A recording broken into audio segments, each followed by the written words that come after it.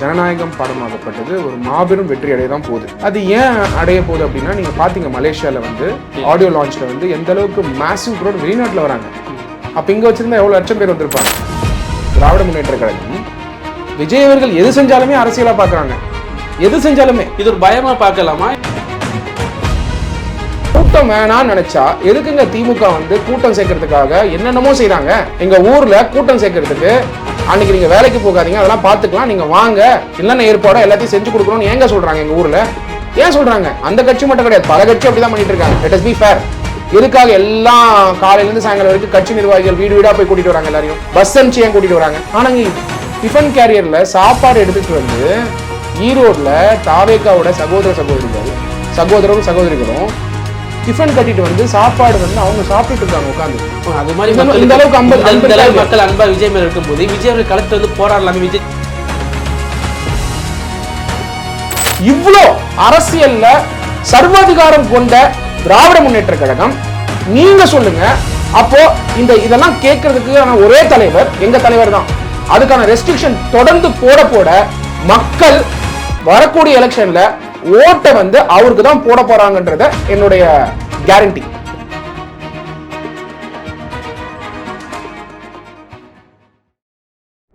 செய்தி மலர் நேயர்களுக்கு வணக்கம். தமிழக வெற்றி கழகத்தின் தேசிய செய்தி தொடர்பாளர் மற்றும் வழக்கறிஞருமான திரு சத்யகுமார் அவர்கள் நம்மளோட இருக்காங்க. வணக்கம் சார். வணக்கம் கௌதம். எப்படி இருக்கீங்க சார்? நல்லா இருக்கேன் கௌதம். சார், இப்போ அரசியலில் ஒரு புறம் வந்து விஜய் அவர்கள் வந்து அப்படியே சூடாக ஹீட்டாக கிளம்பிட்டு இருந்தாலும், சினிமா துறையில் பார்த்தீங்கன்னா ஜனநாயகன் பராசக்தி, இதுலேயும் ஒரு அரசியல் இருக்கிற மாதிரி திமுக வந்து பராசக்தியை வந்து கொஞ்சம் ப்ரொமோட் பண்ணுற மாதிரி இருக்குங்கிறாங்க. விஜய் அவர்களை கீழே தள்ளணும் அப்படின்ற ஒரு விமர்சனம் வருது. அதை எப்படி பார்க்குறீங்க சார்? டெஃபினட்டாக கௌதம், பார்த்தீங்கன்னா தளபதி விஜய் அவர்கள் வந்து என்றைக்குமே யாரையுமே வந்து போட்டியாக நினைக்கிறவர் கிடையாது. இன்ஃபேக்ட் இது வந்து அண்ணன் தம்பி பொங்கல் அப்படிங்கிறத வந்து சிவகார்த்திகேயன் அவர்களே வந்து பராசக்தியுடைய ஆடியோ லான்ச்சில் வந்து சொன்னதாக வந்து நம்மளால் பார்க்க முடியுது. ஸோ அதனால் நம்ம பார்த்தீங்கன்னா ஒரு பந்தம் சினிமா இண்டஸ்ட்ரி பொறுத்த வரைக்கும் யாருக்கும் எதிரி கிடையாது. இதில் வந்து அது பிம்பங்கள் கட்டமைக்கப்படுது. ஆளுங்கட்சி திமுக தான் இந்த வேலையை செய்கிறாங்க. எங்கேயுமே என்னுடைய டிவிகே சகோதர சகோதரிகள் யாருமே டிவிகே உறுப்பினர்கள், எங்களுடைய தலைவர் எங்கேயுமே வந்து அந்த மாதிரியான ஒரு ஸ்டேட்மெண்ட் கொடுக்கல. அந்த மாதிரி ஒரு பிம்பத்தை கட்டமைக்கிற வேலையை திராவிட முன்னேற்ற கழகம் தீயசக்தி திமுக வந்து செய்கிறாங்க. இது எதுக்காக செய்கிறாங்கன்னா அரசியல் ஆதாயத்துக்காக. So as an actor Sivakarthikeyan அவர்களுக்கு பர்சனலாக தளபதி விஜய் அவர்கள் மேலே பயங்கர ரெஸ்பெக்ட் அண்ட் ஒரு பிரதர் மாதிரி இருக்கக்கூடியவர். ஸோ அதனால் வந்து சினிமா துறையாக பார்த்தீங்கன்னா இது பிரச்சனையே கிடையாது. இது ஏன் அரசியல் ஆக்கப்படுது அப்படின்னா, இன்னைக்கு தளபதி விஜய் அவர்களுடைய வளர்ச்சி, கட்சியோட வளர்ச்சி, இன்னைக்கு 100க்கும் மேற்பட்ட மற்ற கட்சியாளர்கள்லாம் வந்து சேர்ந்துருக்காங்க. இன்ஃபேக்ட் திருப்பரங்குன்றம் உடைய திமுக உறுப்பினர் பதவியில் இருக்கிறவர் வந்து இன்னைக்கு தாவேக்கால ஜாயின் பண்ணியிருக்கார். அப்போ அவர் சொல்லும்போது என்ன சொல்கிறாருன்னா, திமுகவுடைய நடவடிக்கைகள் வந்து அவருக்கு பிடிக்காதனால அவருடைய மனசு புண்பட்டு இருக்கிறதுன்னு வெளிப்படுத்துறாரு. இது ஒரு தொண்டர், திராவிட முன்னேற்ற கழகத்துடைய தொண்டர்கள் வராங்க. ஒரு பக்கம் திமுகலேருந்து வராங்க, இன்னொரு பக்கம் பார்த்தீங்கன்னா அதிமுகலேருந்து வராங்க, இன்னொரு பக்கம் பார்த்தீங்கன்னா பாஜகலேருந்து வராங்க. ஓகே, இந்த கேள்வி இப்போ பின்னாடி வச்சாலும் இப்போ இன்னொரு கேள்வி சார், இந்த சினிமா பற்றி ஒரு கேள்வி என்னென்னா, ஜனநாயகன் படமும் பராசக்தி படமும், இது ஜனநாயகன் படம் வந்து டிவிக்கு இந்த எலெக்ஷன் பிரச்சாரத்துக்கு ஒரு உதவுமா, அதே மாதிரி பராசக்தி திமுகவோட பிரச்சாரத்துக்கு உதவுமா? ஏன்னா அது இந்தி திணிப்பு அது மாதிரி அந்த கதை சம்பந்தமாக தான் இருக்குது. இது திமுகவுக்கு உதவுமா இந்த படம் பிரச்சாரத்துக்கு? தளபதி விஜய் அவர்களோட வந்து ஆல்ரெடி வந்து மக்கள் மத்தியில் இருந்துகிட்டு இருக்காரு. டெஃபினட்டாக விஜய் அவர்களுடைய ஜனநாயகம் படமாகப்பட்டது ஒரு மாபெரும் வெற்றி அடைய தான் போகுது. அது ஏன் அடைய போகுது அப்படின்னா, நீங்கள் பார்த்தீங்க மலேசியாவில் வந்து ஜனநாயகனுடைய ஆடியோ லான்ச்சில் வந்து எந்த அளவுக்கு மேசிவ் க்ரௌட் வெளிநாட்டில் வராங்க. அப்போ இங்கே வச்சிருந்தா எவ்வளோ லட்சம் பேர் வந்திருப்பாங்க. என்ன காரணம் சார்? வைக்காத காரணம் என்ன இருக்கும்ல? இல்லை, வைக்காதது காரணம் டெஃபினட்டாக ஆளுங்கட்சி தான்.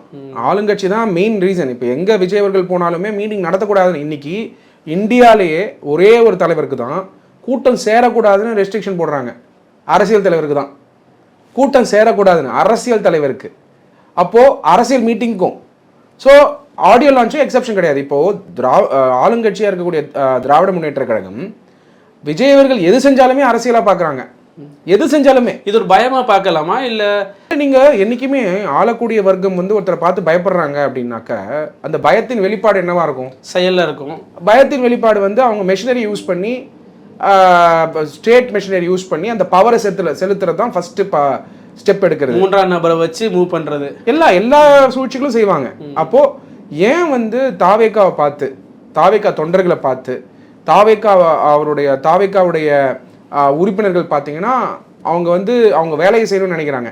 எல்லா இடத்துலையுமே பார்த்தீங்கன்னா ஸ்டேட் ரெஸ்ட்ரிக்ஷன்ஸ் பண்ணுறாங்க. அவங்களுக்கு வந்து கடினமான சூழ்நிலை உருவாக்குறாங்க. டிவிகே சகோதரிகள் ஃப்ரீயாக வந்து தலைவரோட மீட்டிங் கூட அட்டன் பண்ண முடியாமல் பண்ணுறாங்க. அப்போது இந்த இடத்துல வந்து state is not protecting opposition party.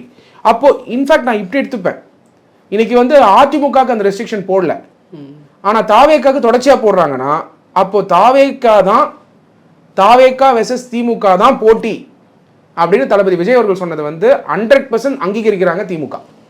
இதுதான் important point to be conveyed. So அதனால போட்டியே, இந்த தேர்தல் போட்டியே வந்து டிவிகே வெர்சஸ் டிஎம்கே. டெஃபினட்டாக 2026 என்னுடைய தலைவர் தளபதி விஜய் அவர்கள், வெற்றி தலைவர் தளபதி விஜய் அவர்கள் கண்டிப்பாக சிஎம் ஆகிறது உறுதி. ஓகே, இவ்வளோ சிஎம் ஆகிறது உறுதின்னு சொல்லியாச்சு. இப்போ வர மற்ற கட்சியிலேருந்து வர எக்ஸ்எம்எல்ஏ ஆகட்டும், கல்வியாளர்கள், இந்த மாதிரிலாம் வராங்களே, இவங்கெல்லாம் சேர்த்து உள்ள எல்லாத்தையும் சேர்த்துக்கிட்டே இருந்தோம்னா அவங்களுக்கு ஒரு பதவி கொடுக்கணும், அவங்களுக்கு இது மாதிரி ஒரு பொசிஷன் கொடுத்தா தான் அவங்களும் இருப்பாங்க. இப்போது எப்படி இதெல்லாம் விஜய் அவர்கள் கையாள போகிறாங்க? இது எப்படி கையாளாக விட்டாலும் அது ஒரு பிரச்சனையாகி எல்லாம் கட்சி விட்டு வெளியே போயிட்டாங்க, டிவிக்கிலேருந்து இணைந்தவர்கள் 1 மாதம் கூட ஆகல, வெளியே போயிட்டாங்க கூட, இப்படி செய்திகள் வரும். இது எப்படி கையாள போகிறாங்க? நீங்கள் பேசும்போது என்ன சொல்கிறீங்கன்னா செய்திகள் வரும்னு சொல்கிறீங்க, செய்திகள் வரவே வராது. நான் சொல்கிறேன், எல்லாருக்கும் அங்கீகாரம் உண்டு. எல்லோருக்குமான தலைவர் எங்களுடைய தலைவர் தளபதி விஜய் அவர்கள். விஜய் அவர்கள் வந்து பதவி கொடுப்பாரு அப்படின்னு சொல்லி யாருமே வரல. நான் வரல, என்னோட சகோதரிகள் யாரெல்லாம் ஜாயின் பண்ணுறாங்களோ அவங்க வரல. அங்கீகரிக்கிறாருன்றதுக்காக இன்னைக்கு தாவேக்கா வந்து it's a new energy of Tamil Nadu. இல்லை, இப்போ தூத்துக்குடியில் இருந்து ஒரு பெண் பதவி கொடுத்த பெண் கூட போராட்டம், விஜய் வீட்டு போராட்டம் பண்ணி விஜய் கண்டுக்காமல் போனாலும் சொன்னாங்க. அவர்களும் ஒரு பதவிக்கு அடுத்த கட்ட பதவிக்காக தானே. ஒரே செகண்ட், கண்டுக்காம போனாருன்னு எங்கேயுமே பதவி கிடையாது, அது நீங்களா உருவாக்குறது. திராவிட முன்னேற்ற கழகம் என்ன சொல்லுதோ அதுதான் ஜேர்னலிஸ்ட் கொஸ்டினா. எனக்கு கேளுங்க, நான் சொல்லிடுறேன், இந்த வார்த்தையை நான் சொல்லணும்னு நினைக்கிறேன். ஏன் இது கிளாரிஃபை பண்ண உங்களுக்காக கிடையாது கௌதம். பொதுவாக யாரெல்லாம் கேள்வி கேட்குறாங்களோ கேள்வி கேட்கணும். நீங்கள் ஒரு ஜேர்னலிஸ்டாக you are the 4th pillar of the democracy. நீங்கள் தான் நிலைநிறுத்துறீங்க ஜனநாயகத்துடைய உரிமையான குரலே ஜேர்னலிஸ்ட் தான். அங்கே பதில் சொல்ல வேண்டிய இடத்துல நானும் இருக்கேன், நீங்களும் கேள்வி கேட்க இடத்துல இருக்கீங்க. பட் என்ன கேள்வி கேட்கணும்னு இருக்கு, திமுக கொண்டு வரக்கூடிய நரேட்டிவ்ஸ் வந்து ஜேர்னலிஸ்டோட கேள்வியாக இருக்கக்கூடாது. கொஞ்சம் தீர விசாரிச்சு பார்க்கணும். அது எங்க குடும்பத்தோட பிரச்சனை, தாவேக்கா ஃபேமிலிக்குள்ள இருக்கக்கூடிய பிரச்சனைகளை நாங்க சரி பண்ணிக்கிறோம். அது தாவேக்கா வீட்டுக்குள்ள இருந்த பரவாயில்ல, ரோட்டுக்கு வரும்போது தாவேக்கா சொல்லிடுறேன். நான் முடிச்சிடுறேன் கௌதம். நான் வந்து கனிமொழி அம்மா வந்து சிஎம் ஆகணும்னு ஆசைப்படுறாங்க. நான் இப்ப சொல்றேன், நீங்க போயிட்டு உதயநிதி கிட்ட இன்டர்வியூல கேளுங்க. திமுகல ஏதோ ஒரு எம்எல்ஏ, ஏதோ ஒரு மாவட்ட செயலாளர் அப்பாயின்மெண்ட் வாங்குங்க, பேசுறாங்களா பார்ப்போம் ஃபர்ஸ்ட். இன்னைக்கு என்னுடைய தலைவர் தளபதி விஜய் அவர்கள் எனக்கு ஃப்ரீடம் கொடுத்துருக்காரு. கட்சியுடைய கொள்கைகள், கட்சியுடைய செயல்பாடை கொண்டு போயிட்டு என்னுடைய டிவிகே சகோதரிகளுக்காக சேர்க்கணும்னு நான் இம்மீடியட்டாக உங்களுக்கு இன்டர்வியூ கொடுக்குறேன். அந்த ஃப்ரீடம் திமுக யார்கிட்டையுமே கிடையாது. இப்போ தாவேக்கா உங்கள் ஃபேமிலின்னு சொல்கிறீங்களா, இப்போ மற்ற கட்சியிலேருந்து வர எக்ஸ்எம்எல்ஏல உள்ளே வராங்க. அவங்க வரும்போது ஏற்கனவே பழைய கட்சியில் வந்து பதவி ஆசை, பதவிகள் இருந்து அந்த ஆசைகள் இருந்திருக்கும். இப்போ இங்கே வரும்போது என்ன மாற்றத்தை நீங்கள் தாவேக்கா அவங்களுக்கு என்ன மாற்றத்தை கொடுக்க போகுது? அவங்களும் இங்கே வந்து அதே பழைய இதான் செய்ய பழைய ஸ்டைலில் தான் இருக்க போகிறாங்க தானே. எப்படி அங்கே புதுசாக மாறுவாங்கன்னு எப்படி ஒரு இதுலேருந்து என்ன தெரியுதுன்னா, விஜய் அவர்களுடைய ரசிகர்கள் ஒரு கட்சியிலுமே வெயிட் பண்ணிட்டு இருந்திருக்காங்க விஜய் அவர்கள் கட்சி ஸ்டார்ட் பண்ணுறதுக்காக. ஃபர்ஸ்ட் விஜய் ரசிகர், 2வது தான் அவங்க இருந்த கட்சி. இதுதான் என்ன தெரியுது, நீங்களே சொல்றீங்க இங்க பதவி கிடைக்குமா கிடைக்காதான்னு தெரியல, இருந்தாலும் வராங்கன்னு. அன்பின் வெளிப்பாடு. அது இப்ப தெரியாது, இன்னும் ஒரு எலெக்ஷன் டைம் அதை யூகிக்கிறீங்க, நீங்க நெகட்டிவா பாக்குறீங்க. என்னோட இறுதி மூச்சு வரைக்கும் விஜய் அவர்கள் கொடுத்த அங்கீகாரம் என்னுடைய உள்ளத்துல அது இருக்கு. எந்த கருத்து வேறுபாடு வந்தாலும் ஒரு செகண்ட் இருக்கு. கருத்து வேறுபாடுன்றது எப்பங்க இருக்கும்? கருத்து வேறுபாடு எப்ப வரும்? நீங்க வந்து கருத்து வேறுபாடு வராமலாம் இருக்கு. ஒரு செகண்ட், ஒரு எதிர்பார்ப்பு இல்லாத ஒரு மனிதன் நான் ஒரு கிராமத்துல இருந்து வந்து படிச்சு மேல வந்து என்னை கூப்பிட்டு என்னுடைய நாலேஜை பார்த்து அவர் அங்கீகாரம் கொடுத்து நீங்கள் அங்கே கட்சியில் வந்து ஜாயின் பண்ணுறதுக்கு வந்து அன்பை வெளிப்படுத்தி எனக்கு வந்து அந்த கட்சியில் இடம் கொடுத்து எனக்கே சர்ப்ரைஸாக என்னுடைய பொசிஷனை வந்து என்னோட தலைவர் வெற்றி தலைவர் தளபதி விஜய் அவர்கள் அனௌன்ஸ் பண்ணுறாரு. அதில் நேஷனல் ஸ்போக்ஸ் பர்சன் அனௌன்ஸ் பண்ணுறாரு. எனக்கு தேசம் ஃபுல்லாக என்னுடைய பெயரை வந்து கட்சி சார்பில் என்னை வந்து எடுத்துகிட்டு போய் நிறுத்தியிருக்காருன்னா நான் இதை கேட்கவே இல்லை. ஒரு நாள் கூட I never ask the party gave the recognition. அப்போ டேலண்ட்டை சத்யகுமாருக்கு எங்கே கொடுக்கணும்னு தலைவருக்கு தெரிஞ்சிருக்கு கௌதம். யார் தாவேக்கா உறுப்பினர் அப்படின்னு கேட்டிங்கன்னா விஜயவர்கள் மேலே யார் அன்பு வச்சிருக்காங்களோ ஆல்ரெடி அவங்க தாவேக்கா உறுப்பினர் தான். ஓகே, உறுப்பினர் கார்டே வாங்காட்டியும் ஒரு சமயம் உறுப்பினர் கார்டு வாங்கலைன்னா வாங்கிடுங்க. ஏன்னா அந்த அளவுக்கு வந்து எல்லாருமே வெற்றி தலைவர் தளபதி விஜயவர்கள் மேலே அந்த அளவுக்கு அன்பு வச்சிருக்காங்க. அன்பு வச்சிருக்கனால தான் பல கட்சியில் எத்தனை நாள் வந்து விஜயோட ரசிகராக இருந்து அந்த கட்சியில் இருந்திருக்காங்க. விஜயவர்கள் கட்சி ஸ்டார்ட் பண்ணுறாரு. இன்னைக்கு கட்சி வந்து வேகமாக வளர்ந்துக்கிட்டு இருக்கு, தினந்தோறும் வளர்ந்துக்கிட்டு இருக்கு. நூற்றுக்கணக்கான பேர் ஜாயின் பண்ணுறாங்க. இன்னைக்கு பனையூரில் ஜாயின். இது ஒரு கேள்வி கேட்கறது. இப்போ திராவிட கட்சிகள் தான் இந்த மாதிரி ஸ்டைல் யூஸ் பண்ணுவாங்க. எலெக்ஷன் டைமில் வந்து அந்த கட்சியிலேருந்து 100 பேர் இங்கே வந்துட்டாங்க, இந்த கட்சியிலேருந்து 100 பேர் வந்துட்டாங்கன்னு. இதே தாவேக்காவை இதை ஃபாலோ பண்ணுதா? 10 பேர் சேர்ந்தாலும் 50 பேர் வந்து சேர்ந்துட்டாங்க, 100 பேர் வந்து சேர்ந்துட்டாங்க அப்படின்னு இந்த ஸ்டைலில் மற்ற கட்சிக்கு ஒரு பயத்தை கொடுக்குறக்காட்டி தாவேக்கும் இதே ஸ்டைலில் ஃபாலோ பண்ணிட்டு இருக்காங்க. எதுவுமே இல்லை கௌதம், வெரி சிம்பிள். இப்போ நான் ஜாயின் பண்ண உடனே என் நண்பர்கள்லாம் கால் பண்ணி நான் ஜாயின் பண்ணுறேன்னு சொல்கிறாங்க. டாப் பொசிஷனில் இருக்கிறவங்கலாம் கூட பார்த்தீங்கன்னா டிவி கேக்கு தான் ஓட்டுன்னு சொல்கிறாங்க. எனக்கே கால் பண்ணுறாங்க. பெரிய பெரிய நிறுவனத்தில் டாப் சிஇஓஸு சிஎஃப்ஓஸ்லாம் நல்லா தெரியும். ஒரு சைடு அவங்க எங்கள் ஊர் பக்கத்தில் இருக்கக்கூடிய எங்களுடைய ஊரில் இருக்கக்கூடிய விவசாயம் பண்ணுறவங்க, சின்ன சின்ன கூலி வேலை பண்ணுவாங்க, அவங்களாம் எனக்கு வந்து டைரெக்டாகவே தொடர்பு இருக்காங்க. எங்கள் ஊரில் நான் ஊருக்கு போகும்போது அவங்க சொல்கிறாங்க இந்த வாட்டி வந்து ஓட்டு விஜய் அவர்களுக்கு தான் அப்படின்னு. அன்பின் வெளிப்பாடு. இன்னொன்று நினைக்கிறாங்க, இப்போ நான் வந்து என்ன அங்கீகாரம் கொடுத்ததுனால என்ன நடக்குதுன்னா என் வில்லேஜே டிவி கேக் மாறிடுறாங்க. நல்லா புரிஞ்சுக்கோங்க. ஒருவருக்கு அங்கீகாரம் கொடுக்கறதுனால வில்லேஜ் ஃபுல்லாக இல்லை. ஏன்னா அவங்க என்ன நினைக்கிறாங்க, சத்யகுமாருங்கிறவர் நம்ம ஊர்ல இருந்து இங்கே படிச்சு தானே போனாரு, சத்யகுமார் செலக்ட் பண்ணா அந்த கட்சி நல்லா இருக்கும்பா அந்த மாதிரி இப்போ அந்த அவர் அங்கீகரிச்சா அவங்களை அங்கீகரிச்சா நினைக்கிறாங்க. அந்த உள்ளம் இருக்கே, அந்த அங்கீகாரத்துக்காக தான் எல்லாருமே வந்து செயல்படுறாங்க. நீங்கள் கௌதம் இன்னைக்கு ஜேர்னலிஸ்டா எத்தனையோ ப்ரொஃபஷன் இருக்கு. நீங்கள் ஒரு இன்ஜினியரிங் படிச்சிருப்பீங்க, ஒரு பெரிய படிப்பு படிச்சிருப்பீங்க, அதை சார்ந்து நீங்கள் போய் ஒர்க் பண்ணிக்கலாம். பட் ஊடகத்தில் ஒர்க் பண்ணுறது உங்களுடைய ரெமுனரேஷன் செகண்டரி. பட் உங்களுக்கான அங்கீகாரத்துக்கு வந்து உங்களுடைய சேனல் வழியாக உங்களுக்கு கொடுக்கறதுனால தான் நீங்கள் அதை வந்து மேம்படுத்தி பண்ணுறீங்க. ஸோ அதனால் அங்கீகாரங்கிற வார்த்தை பெருசு.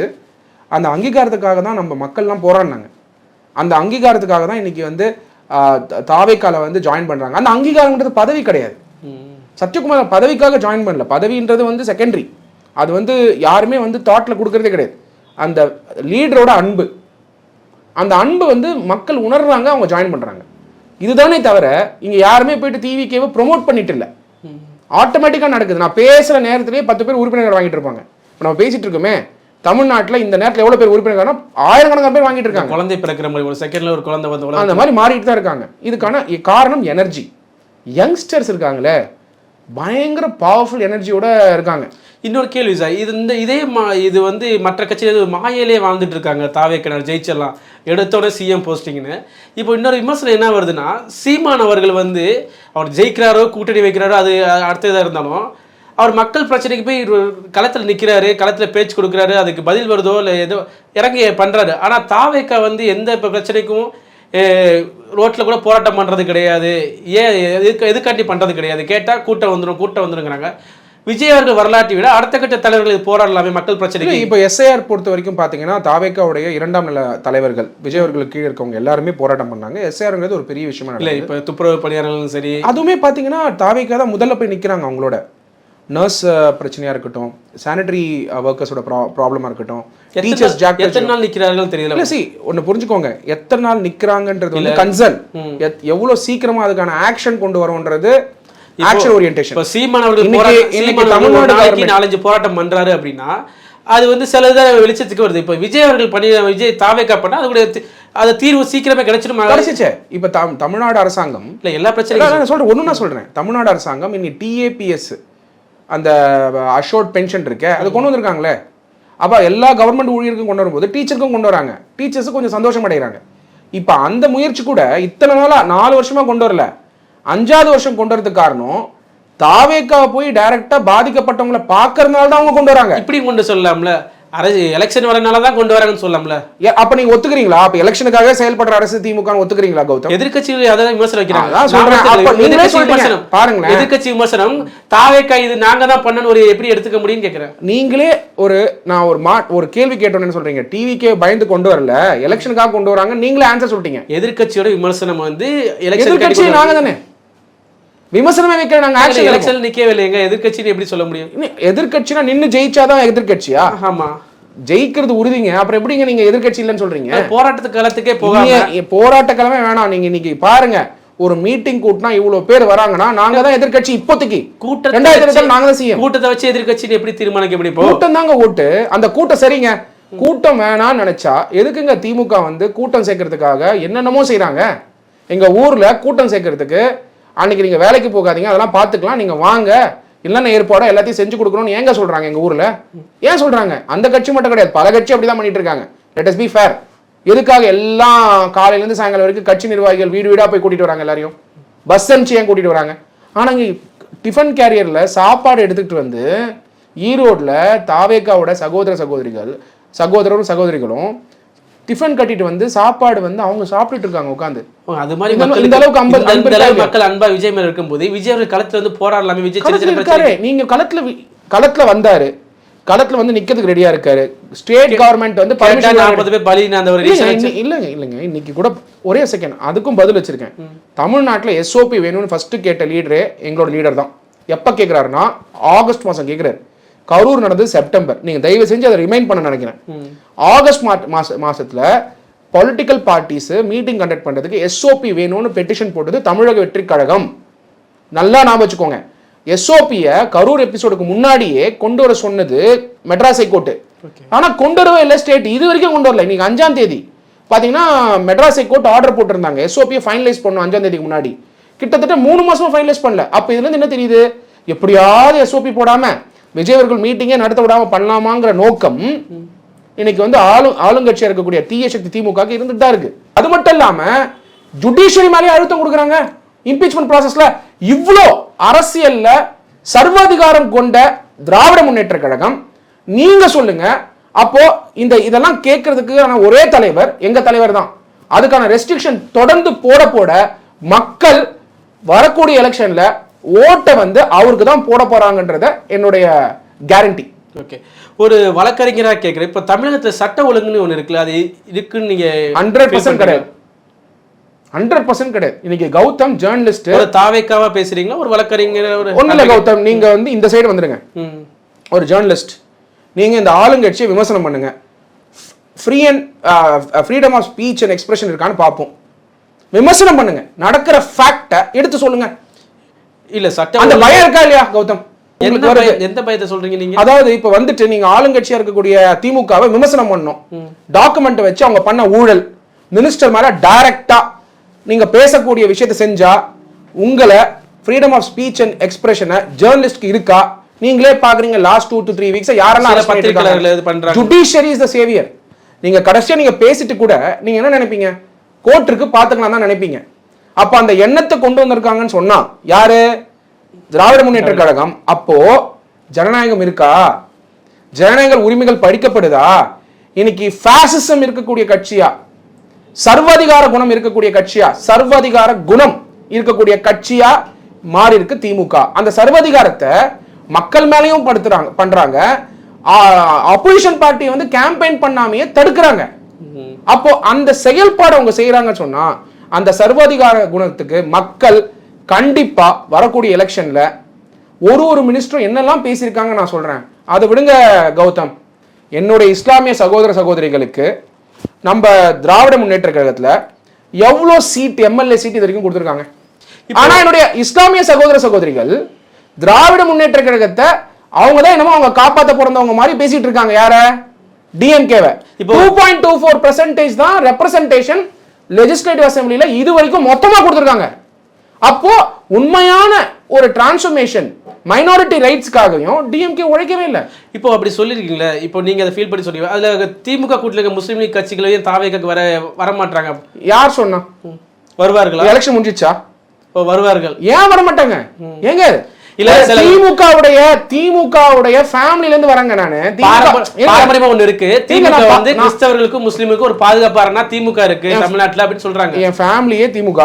எங்க மாமா கல்யாணத்துக்கு திமுக பத்திரிகை போட்டு அடிக்கிறோம், கலைஞர் ஒரு போட்டோ போட்டு. நானே தாவேக்காக வந்துட்டேங்க. ஏன் வரேன்? அரசியல் புரிஞ்சவங்க, சர்வாதிகார குணத்தை வந்து செயல்படுத்தணும்னு நினைக்கிறவங்க மேல கண்டிப்பா நானும் ஒரு சாதாரண ஒரு குடிமகன் தானே இந்த ஸ்டேட்ல. இன்னைக்கு வந்து பார்ட்டியில வந்து என்னுடைய தலைவர் வந்து பொசிஷன் கொடுத்திருக்காரு. But I am a normal person. உங்களை மாதிரி நான் என்ன மாதிரி இருக்கக்கூடிய பல பேர் வந்து இன்னைக்கு விஜய் அவர்களை வந்து ஹோப்பா பார்த்துட்டு இருக்காங்க. ஏன் பார்க்குறோம்? அவரு படம் நடிச்சதுனால நடிகரா பார்க்கல. Is a new hope of Tamil Nadu. Vijay அவர்கள் வந்து தங்களோட சொத்தை காப்பாற்றிக்க தான் அரசியலுக்கு வந்திருக்காரு அப்படின்னா சாமானிய மக்கள் சொல்றாங்க. அவர்களுக்கு புரிதல் இல்லாமல் சொல்றாங்களா அப்படின்னு தெரியல.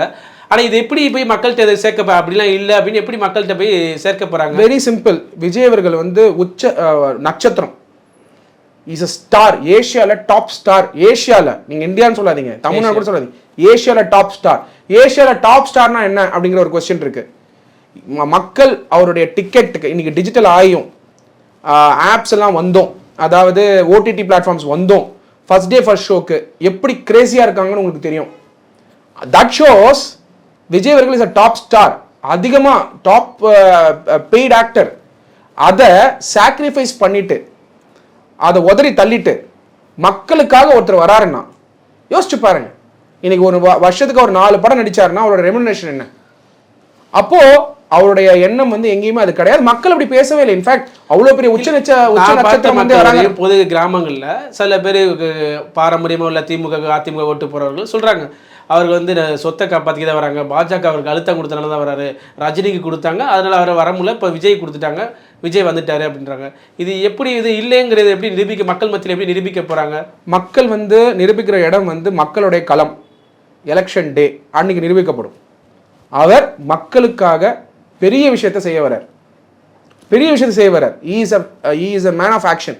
அவர் வந்து கண்டிப்பா மக்களுக்காக பல நல்லது செய்ய தான் போறாரு. அது வந்து எஸ்பெஷலாக 2024 அவர் சிஎம் ஆனோடனே கண்டிப்பாக செயல்படுத்துவார் நிறைய திட்டங்கள். ஓகே சார், இப்போ கரூர் சம்பவத்தில் பார்த்தீங்கன்னா சில நாட்களுக்கு முன்னாடி திரு ஆதவர்ஜுன் அவர்கள், திரு நிர்மல்குமார், திரு என் ஆனந்த் அவர்களும் போய் விசாரணையை முடிச்சுட்டு வந்தாங்க.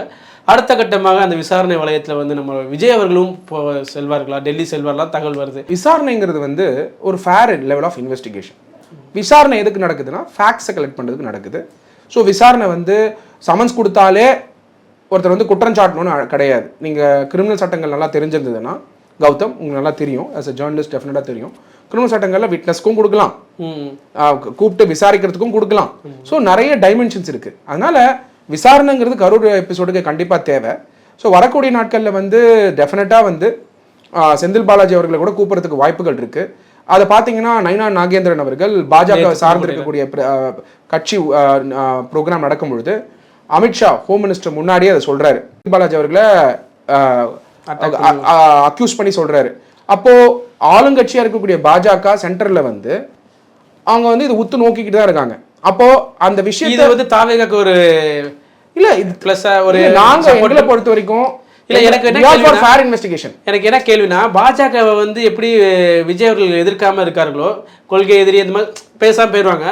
இது பாஜக மேடையிலையும் சரி, விஜய் அவர்களை எந்த விமர்சனம் வைக்காம பாஜகவும் இல்ல. நான் என்ன கேட்கறேன் கௌதம், நீங்க பாஜக கொண்டு வந்த பல திட்டங்களை பத்தி கேள்வி சத்யகுமார்கிட்ட கேளுங்க.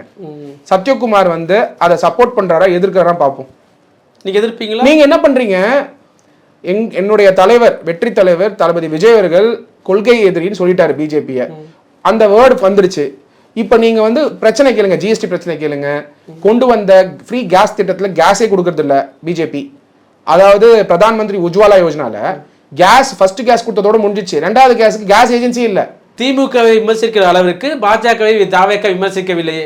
அப்போ நீங்க வருத்தப்படுறீங்களா திமுக விமர்சிக்கிறதுக்கு? இல்ல, எல்லா கட்சியும் கூட்டணியில அது எப்படிங்க எல்லா கட்சியும் விமர்சிக்கணுமா? இப்ப விஜய் அவர்கள் வந்து நாங்க மத்தியில ஆள்றவங்க தான் சொல்றோம் அப்படிலாம் சொல்றாருல, சென்ட்ரல் யார் ஆள்றா மத்தியில யார் ஆள்றான்னு சொல்றாங்களே, மத்தியில ஆடுற சில திட்டங்களை விமர்சிக்கலாம். நான் வந்து என்னுடைய பாயிண்ட்ல கிளியரா இருக்கேன். as a national spokesperson of the TVK, my point is very clear. எங்களுடைய கொள்கை எதிரி பாஜக, எங்களுடைய அரசியல் எதிரி திமுக. இந்த எலெக்ஷன் வந்து டிவிகே வெர்சஸ் டிஎம்கே. இந்த 3 விஷயத்துல இருந்து நீங்க கேளுங்க. பிஜேபி மேடையில அண்ணாமலை என்ன பேசுறாரு, என்ன பேசல, அதுக்கு நான் பதில் சொல்ல முடியாது. நைனா நாகேந்திரன் அவர்கள் என்ன சொல்றாரு, அதுக்கு நான் பதில் சொல்ல முடியாது. அமித்ஷா அவர்கள் வந்து எந்த வேலைக்காக வந்திருக்காரு என்னால பதில் சொல்லுங்க, எனக்கு தெரியாது. உங்களை மாதிரி இருக்கக்கூடிய யங்ஸ்டர்ஸ் எல்லாருமே 2026ல் என்னோட லீடரை தான் எலெக்ட் பண்ண போறாங்க.